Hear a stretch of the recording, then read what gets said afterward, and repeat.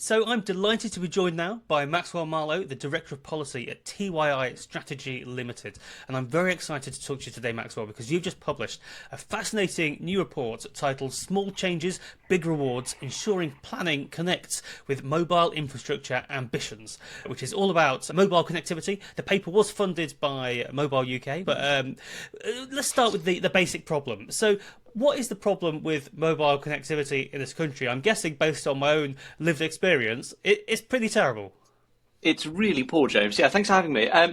Really, what our big issue was, right, is that our kind of the way we do planning in the UK, as you'll be very aware, and your audience will be very aware as well, is so kind of stochastic and unreliable across the entire country that it just creates kind of really huge barriers just based off very small wordings and planning occurrences within legislation and interpretation of rules, or whatever. So we decided to have a look at kind of what the government should do. They've opened up a consultation at the moment that's, well, actually that's closed. It's just closed actually, into like accelerating the deployment of digital infrastructure. So we kind of looked at kind of what levers can the government pull fundamentally to make sure that we can get better connectivity. And, you know, just for pure clarity, right? I mean, Britain may be kind of at the forefront of a lot of the connectivity. So let's look at our telecoms market, for example. Incredibly competitive. We've got the cheapest carrier rates in the G7. Fundamentally, there's lots of mergers. Like, it's a really healthy, great market.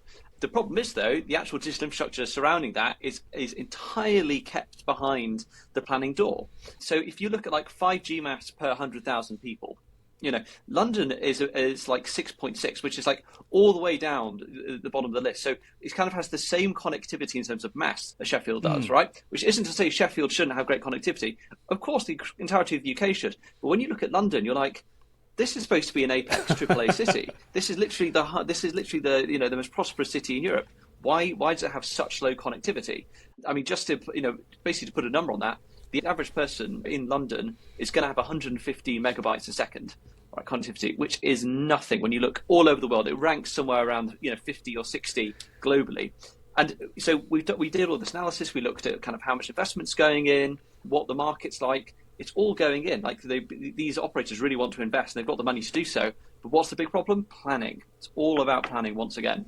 So I want to talk to you about your recommendations in a moment, but I guess just to sort of give a sense of the problem. I mean, the reason I'm very excited to talk to you is I keep thinking back to, I think it was last summer, I rented a Lime scooter using my phone from St Pancras, scooted down to Covent Garden, and I couldn't park this scooter up because my phone just didn't have the connectivity, because clearly there was just too many people in the area. So I literally had to, you know, scoot all the way across to another part of London just in order to park these things. And this is a really bad problem. So, like you say, so are we uniquely bad in this sense compared to like other countries? Who's doing it well? Just to reply on that anecdote in the first instance, I was at the British Museum a couple of weeks ago, and I was stood right in the front of the British Museum. You know, we going off, I think it's a Great Russell Street. Nothing coming on my phone. I was thinking, what on earth? Like, this is the most popular museum in the world. Where are the masts? It's crazy. So you're right. So it's a huge issue. Covent Garden is particularly bad. Not for lack of trying, as I think we'll come on to. So countries that are quite good at this. I mean, South Korea are particularly good. 350 megabytes per second in Seoul on average. The Americans know what they're doing as well. It's about 180 megabytes per second in New York, or 175 megabytes per second in Chicago. The Germans are a bit better, so they're getting up to speed really. So they're about 120 megabytes a second in Berlin, and then we look at Finland, even the Finnish 140 megabytes a second in Helsinki. So a lot of other countries are quite far ahead of us, and that's because a lot of them have taken like really strong decisions to prioritize digital infrastructure. So, for example, the Germans have issued kind of a public statement from the central government and from the legislature going, you know, for all considerations of planning through the Länder, which is kind of their idea of local authority. There's only 16 of them. But, you know, digital infrastructure should be a key and overriding priority for planning considerations. When you look at the Finnish, they have automatic granting of planning permission for digital infrastructure. I mean, that's using very large masts, and it's very different to what we're kind of looking at here, but we're looking at kind of small antenna on buildings. Or you can look at, for example, the Americans, and they've cut down all the service charges. They've got also another automatic grant system through the FCC. So everyone's been thinking about this really proactively, and we're kind of sat here in the UK going, right, the last government did a few changes to PDR, there are updates to kind of the overall codes, but it's taken so long for that planning to catch up in that aspect. And when I was going through it, I was just looking at some of the rules. So for example, in conservation areas, which is most of the developed area of London, so about 60% of the developed area of London, there is a rule in place which says that you can only have 3 antennae on a single mast, and every time you want to install a mast or upgrade a mast, which has already got planning permission, you have to go through a full planning permission again. So no wonder it's so difficult to get connectivity when you've got to go through this whole system to get things connected. I mean, there's one in Westminster just around the corner from me, where I'm at the moment, and it's just to serve the entirety of Victoria Street. There is a single mast on the old police building there, and you're going, how is this sensible in a modern economy? No one can see it, and yet we treat it the same as like if trying to get planning permission to change a storefront or whatever else. So the whole system just needs a shake, and we only require very small changes, as I was saying, and you can unlock all this investment if you do so. That's terrifying. Given Westminster runs on WhatsApp, Russia could take out one mast and paralyse us as a country. But in terms of the problem, I guess what you're saying is the problem isn't what you might expect. In that it's not like NIMBYs who go, oh, we don't want a phone mast near my house, and it's something newly being constructed. This is a problem with upgrading stuff which is largely already there. So is it just a paperwork problem? Is it just a procedural thing that we need to fix? So it's a few areas. So I'll start with an interesting fact, which is like 95% of all work done to masts is to upgrade them from 4G or 5G joined to 5G standalone, which is where definitely the industry wants to move at the moment.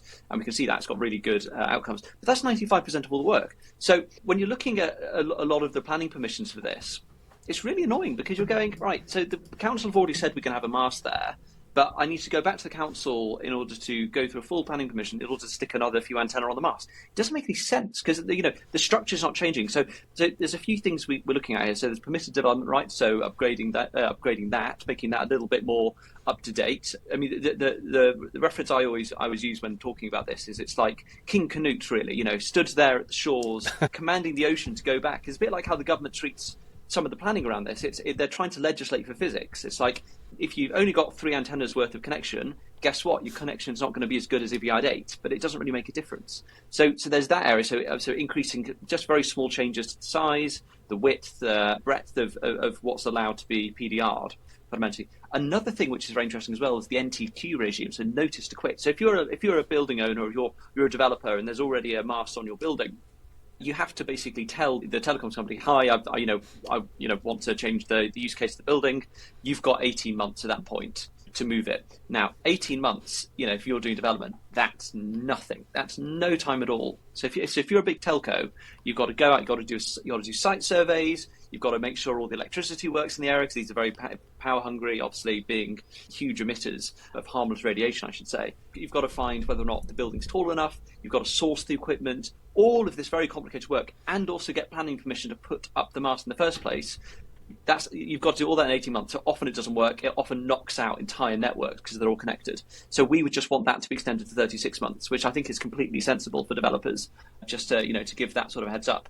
And also just ensuring that some of the monopoles can get a bit higher as well, just because because the way in which 5G works, it's much more high intensity as I was going to say a beam, it's a wave of light, obviously, but that needs to be much higher, well, not much higher, 5 meters higher. Again, who's checking it's on a roof to get better connection? So these are small little changes we're asking for here. And I think the final one, which hopefully comes through when the NPPF is published in the summer, is having the same consideration for wired connections as wireless, because there's been this huge amount of government spending going on to get OpenReach rolled out. The great thing about wireless is it's all privately funded. The government doesn't have to spend a penny. But what we need is planning committees to go, okay, well, if this is new development, it needs to be plugged in to the wireless system fundamentally. Because if you look at people in our generation, James, am I going to be buying a house anyway? Probably not. But if I were so lucky to, I'm not going to move to an area where I've got terrible connection. It's just not how things work nowadays. So one of the problems identified in the report, and you've alluded to it already, is sort of local authorities. So is this a case of we need the national government to be able to sort of slap down local authorities? Is it a case that EE or O2 or whoever will turn up at a council meeting and go, can we build a mast, please? And it's just grumpy councillors not wanting to build it? What's going on there? It's weird because the rules are kind of fine. It's worked so far. It's just the interpretation of those rules and how much the council really wants to push it. And, I've seen evidence from some MPs, for example, who, in the same breath will be saying, oh, we don't want this new mast here because of NIMBY reasons, fundamentally, from a very small number of residents. And in the same breath, we'll go, but they're complaining about, what can you do to increase connectivity? And it's like, well, again, King Canute, we need to, you can't legislate away physics, right? 5G, 6G, maybe at some point. 5G is not a naturally occurring substance. It needs to be generated. So there's a bit of that. The other one is, I think it's really interesting. I've got a case study in here about Manchester. Manchester's done really, really well because they've got a whole team of kind of digital champions, fundamentally, quite well resourced. And they're proactively going out, speaking to the big telcos, the providers, the shared networks, and they're trying to get a lot of microcells, as they're known, put on the street level. They're trying to upgrade and integrate into kind of the urban design of the city. And you can see that. So if you take, again, 5G masts per 10,000 population, they've got 14.9 per 10,000 people, and the next closest is Newcastle, that's got 9.3. So they're really leading the way on this. So if there's a proactive council who understand how the rules are going to be interpreted, and you've also got quite proactive political leadership, it breezes through. The problem, though, is that, again, coming back to that point about, there is some reticence within a lot of these areas. And one of my concerns with this stuff, James, is it worries me because as the market for most of the services of society, we look at, bank branches, post office, that's been in the news recently, obviously, even online shopping, whatever else. If fundamentally the rules aren't being interpreted well or they're not being changed to keep up, we're preserving people in aspic, communities in aspic here. It's really bad news, and we're cutting a lot of people off. There's a good stat. I mean, the reason we should call this digital infrastructure is because so much economic activity happens on top of it. For every £1 spent by the telcos on masts and whatever else, £5 is generated, because that means people can then book their hospital appointments, they can do their online shopping, they can call their business partners or friends or whatever else. And it's really interesting when I was speaking to my dad about this, actually, because my dad's an IT consultant. And just to put it, because I think we take it so much for granted, I can step out onto the street now and call one of my best friends who works in Washington, DC, pick up the phone, FaceTime them, walking around outside. And if my dad, who obviously grew up in the 80s, 90s, if I'd said that to him in 1987, he'd think I was mad that you could do such a thing, And now I could just go and do it, and it's fantastic. But it's just not as good as it could be. And again, it comes back to that overall thing. These are just tiny little changes to the planning regime that we're asking for, and the changes are going to be ginormous. And I think I'll kind of end this a little bit on just a bit of an observation. We've got this brilliant news about Waymo, coming over from San Francisco to the UK. They're really going to struggle to be rolled out across the country if there's no connectivity, because it's all run off 5G. So if we want to have an economy of the future, for example, where lots of innovation and fantastic, amazing safety with Waymo and convenience, we need that infrastructure there. So the only blocker, it's not the telecoms industries, it's not the people who use it. It's literally just the planning legislation. So it seems like a bit of a no-brainer to me. I don't know about you, James. Yeah, I completely agree, and I completely buy the sort of rational arguments, and also just the pure fury I felt a few weeks ago when I took a train from London to Manchester, and I could only get connectivity about half the time. I was thinking I'll do some work on the train. No, that was a bit optimistic. I think so. Is there anything that can be done here in terms of mast sharing? This is mentioned in your report. My understanding is that there's a big debate in the mobile industry or amongst mobile people about whether it's better to have the different phone networks building their own infrastructure so it's more competitive, so they compete to build it out and you get better coverage that way, versus making them share infrastructure so you only have to build one mast, which I guess could work out cheaper, but which results in more coverage. I mean, so it depends on the locality fundamentally. So there's some really good open source software out there. There's open source websites really go around looking at all the different masts provided by lots of different people. And actually, it just depends on what the local environment is, right? So let's say the MP who provided the foreword for this, Sean Woodcock, who's the MP for Banbury in Oxfordshire, it's a really beautiful area of the world. Some of our, a lot of our F1 industries out there, advanced manufacturing. But there's also Jeremy Clarkson. So whilst some telcos will be providing their own infrastructure in kind of the more built-up areas, I think they usually do share infrastructure out in the countryside because usage is much lower per capita per mast really compared to those cities and built-up areas. But again, I think one of the things that frustrates me about this is yes, sharing infrastructure is fantastic, but it's very British in the fact it's trying to ration infrastructure. It's it doesn't have to be this way. And again, I don't think the telecoms companies, and I will say this is an independent report, and I did speak to them about it, but just looking at their economic activity and where their investments are going, like, I don't think I kind of know they don't want to like plaster the land with this infrastructure. I mean, it's really expensive to maintain. Let's not forget that the providers are the ones paying for the electricity, and we know at times like this at the moment that's really expensive too. They've also got to pay rent, for example, on any buildings or land they're using. They've got to pay for the expertise, the maintenance. So for them, yes, of course, it would make sense to do some mass sharing, but at the same time, they want to service their customers too on the way they do. So around a lot of London, again, we see a lot of independent standalone compared to shared networks. So again, I think it's just down to what kind of the economy is in the local area. But I think it's been interesting, looking at how it's rolled out in the countryside, because farming is becoming increasingly automated, which is really good news for farming productivity. I've done a previous report on permitted development rights in agriculture. Like, the Spanish are more productive than we are in farming. Guys, come on! It's they take siestas, for God's sake, and but a lot of that down.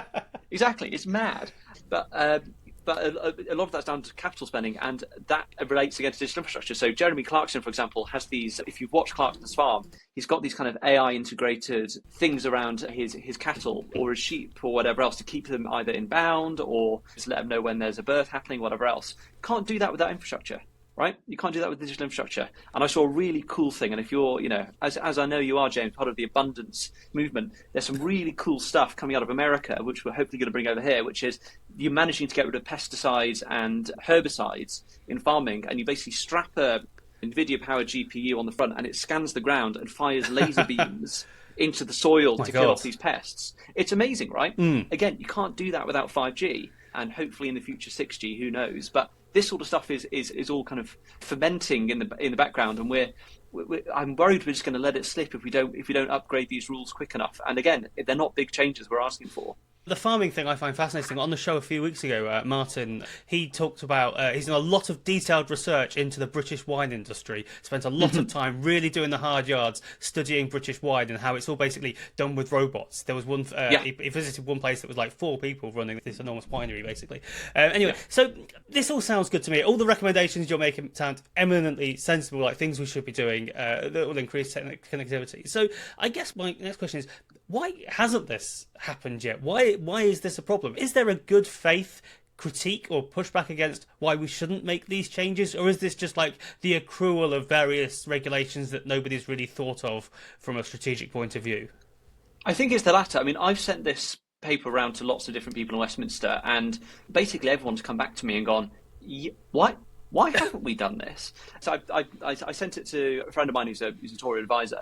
And he came back to me and said, this is just eminently sensible. I was like, I know it is. What does the Charter Secretary of State think? Probably the same. I'd say we've given it to ministers. Oh yes, very sensible. The problem is though, it's not on the priority list at the moment with everything else going on.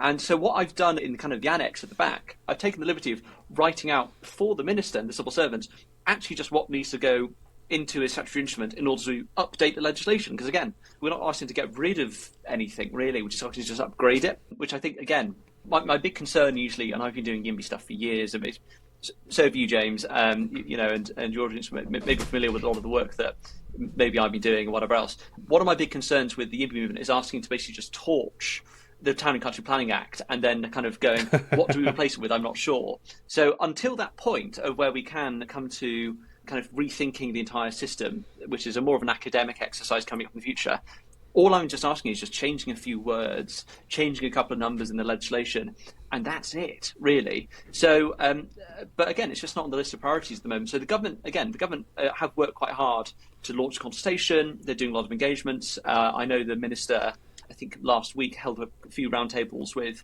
the big telecoms companies. DCIT have been really, really active in this stuff. But when you've got a housing crisis, when you've got a lot of local government reorganisation going on, when you've got council elections coming up, whatever else, this just hasn't sat at the top of the in tray. So we tried to get it back up the agenda, really. And so far, so good, I'd say. Fantastic. On that note, we'll leave it there. It's a really fascinating report. I recommend having a read. You've radicalised me. I'm now going to go and ring my MP and tell him all about it if I can get a signal. But for now, Maxwell Marlow, we'll leave it there. Thank you very much.